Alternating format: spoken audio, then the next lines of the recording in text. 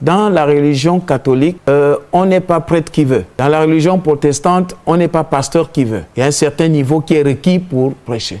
C'est dans le milieu qu'on appelle charismatique de réveil, qui est un peu un foutoir où tout le monde peut penser que au champ d'une révélation, on peut se pointer, et puis voilà, au point où il y a certains même d'ailleurs qui n'ont pour diplôme que leur acte de naissance.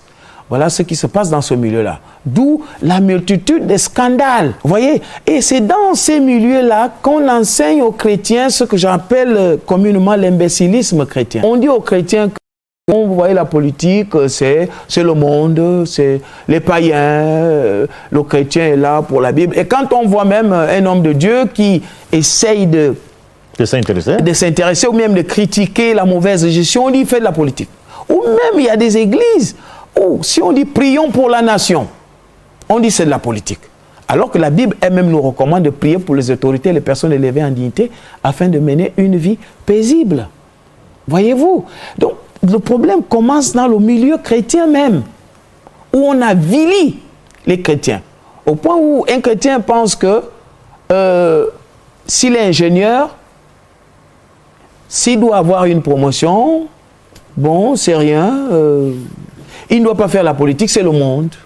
Il doit rester agent d'exécution. Il doit être là à lire la Bible seulement. Alors que dans cette même Bible, c'est dans cette même Bible que nous avons Salomon, nous avons David, qui sont des références dans la gestion, des choses politiques, des gens qui craignent Dieu, mais on fait comme si l'Église n'est pas dans la société. L'Église est dans la société. Lorsqu'on va à ce qu'on appelle l'Église pour prier comme c'est dimanche, c'est pour aller recevoir un enseignement. Mais nous revenons où?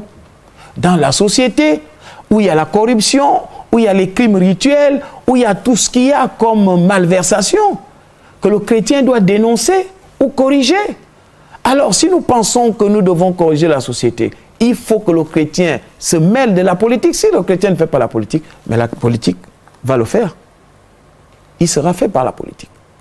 Donc, le chrétien doit se mêler des choses politiques puisqu'il est dans la cité.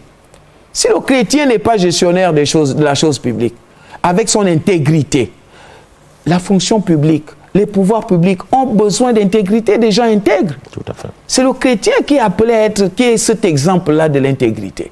Il doit être dans des postes de responsabilité pour mieux gérer la cité. Mais malheureusement, le chrétien démissionne de cela. Malheureusement.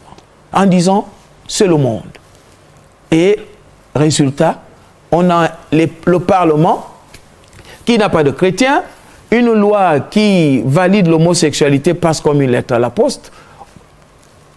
Les chrétiens sont où? Vous voyez? Alors que s'il y avait des chrétiens, ça ne passait pas. Donc le chrétien lui-même, il s'est avili en se positionnant comme s'il n'y a que la Bible